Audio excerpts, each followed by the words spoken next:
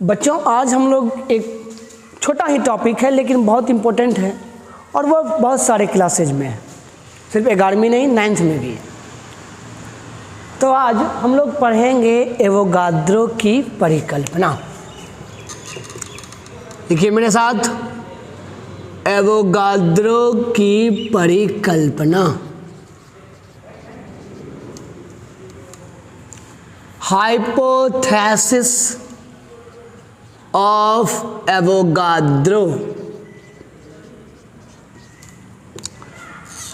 एक होता है नियम, एक होता है हाइपोथेसिस। हाइपोथेसिस को जो है आप किसी वैज्ञानिक प्रयोग द्वारा इसको अप्रूव नहीं कर सकते, लेकिन इसकी मान्यता को ख़त्म भी नहीं कहा जा सकता है, समाप्त नहीं किया जा सकता इसकी मान्यता को। वो होता है हाइपोथेसिस, परिकल्पना। और कई सारे विद्वानों का तो ये भी मानना है पूरा केमिस्ट्री ही क्या है आपका हाइपोथेसिस, परिकल्पना पे। ठीक, तो अब चलते हैं एवोगाद्रो की परिकल्पना। एवोगाद्रो से पहले कुछ सीखिए, उससे पहले सीखेंगे बर्जीलियस की परिकल्पना। बर्जीलियस,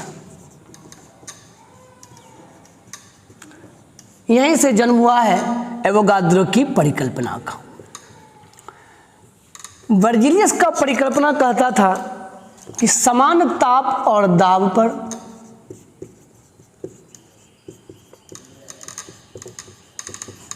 गैसों के समान आयतन में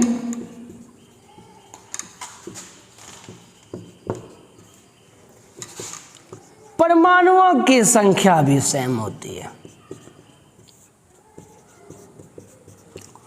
परमाणुओं की संख्या भी समान होती है। ठीक है, यह था बर्जीलियस की परिकल्पना। सवाल लिखता है, सर लिखा है हेडिंग एवोगाद्रो की परिकल्पना, बता रहे हैं बर्जीलियस की परिकल्पना। सुनिए, आया था पहले बर्जीलियस का ही परिकल्पना, उसी का जो है ये शुद्ध रूप आया एवोगाद्रो की परिकल्पना। ठीक, बर्जीलियस ने कहा था समान ताप और दाब पर गैसों के समान आयतन में परमाणुओं की संख्या भी समान होता है। ठीक है, यदि मान लीजिए दो गैस है, नाइट्रोजन है, हाइड्रोजन है, और दोनों का यदि समान आयतन, दोनों का आयतन सेम है, 100 ml इसका भी है, 100 ml उसका भी है, तो कहता था उसमें परमाणुओं की संख्या क्या होगी, सेम होगी। लेकिन यह सिद्धांत ज़्यादा दिन तक चल नहीं सका। क्यों? इसका एक उदाहरण देते हैं। नाइट्रोजन हाइड्रोजन मिलके बनता है अमोनिया, अभिक्रिया को संतृप्त कर दिए।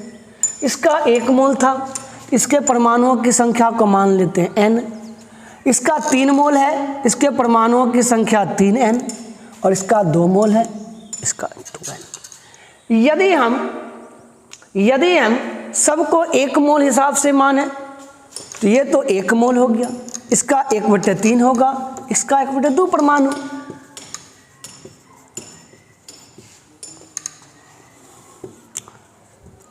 तो परमाणु का संख्या यहां पर क्या आ रहा है, एक में आ रहा है 1, एक में आ रहा है 1/3, एक में आ रहा है 1/2। उस समय एक सिद्धांत था परमाणु सिद्धांत, जो उस समय मान्यता में था, वो था डाल्टन का परमाणु सिद्धांत। यदि आप लोग में से कोई पढ़े हैं तो डाल्टन का परमाणु सिद्धांत का बात क्या था। डाल्टन के परमाणु सिद्धांत का सबसे इम्पोर्टेंट टॉपिक था पदार्थ अति सूक्ष्म और विभाज्य कणों से मिलकर बना है। सुनिएगा बात को, पदार्थ अति सूक्ष्म और विभाज्य कणों से मिलकर बना है, जिसे परमाणु कहते थे। परमाणु के बारे में उसने क्या कहा था, अविभाज्य।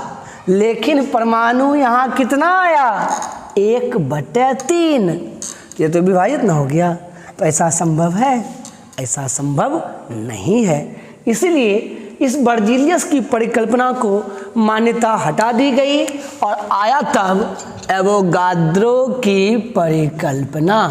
इसी को हटा के क्या आया, एवोगाद्रो की परिकल्पना। उसने कहा था परमाणु नहीं बल्कि क्या, अणुओं की संख्या भी समान होती है।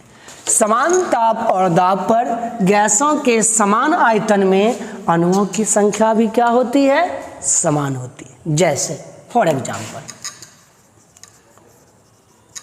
किसी खास टेम्परेचर और प्रेशर पे ले रहे या अन्य कोई भौतिक और कारक आ जाए तो भी 100 ml आयतन है, इस पे नाइट्रोजन के अणु का संख्या माने x।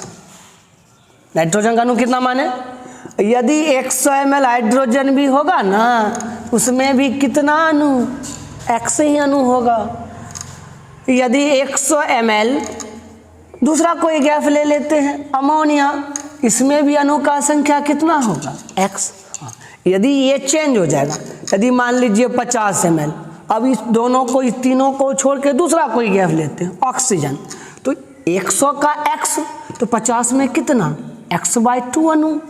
और यदि मान लीजिए 25 ml कहे या 200 ml कहे, कोई दूसरा गैस ले लेते हैं, सल्फर डाइऑक्साइड ले लो।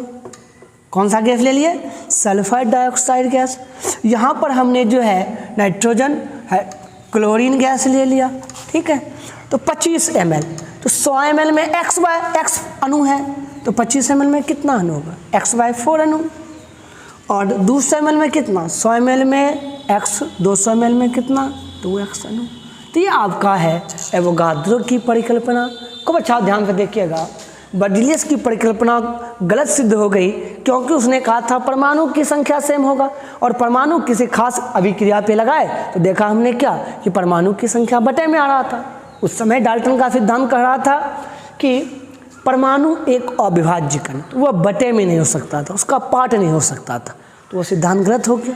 उसी सिद्धांत को, परिकल्पना को एवोगाद्रो ने सही कर दिया।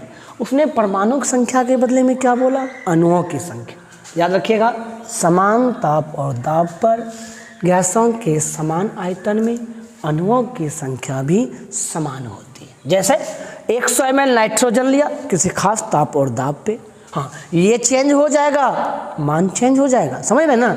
हम बोल रहे हैं समान ताप और दाब पर 100 ml नाइट्रोजन x अणु माना, तो 100 ml हाइड्रोजन आ जाए कि 100 ml दूसरा कोई भी गैस आ जाए, उसमें अणु का संख्या कितना होगा। यदि आयतन चेंज हो जाए, आयतन को आधा कर दिया, अणु की संख्या भी आधा हो जाएगी। आयतन को आपने 1/4 कर दिया, अणु का संख्या भी आपका 1/4, आयतन को दुगुना कर दिए, आपके अणु का संख्या भी कितना हो गया, दुगुना हो गया। यही क्या कहता है एवोगाद्रो की परिकल्पना। यदि आप लोग को समझ में आए तो जरूर नीचे में लिखिएगा सर हाँ सर समझ में आ गया है, नहीं आए तो भी लिखिएगा, ताकि फिर यदि आपको समझाने के लिए अन्य कोई उपाय लगाना पड़े तो लगाएंगे। बहुत बहुत धन्यवाद। उधर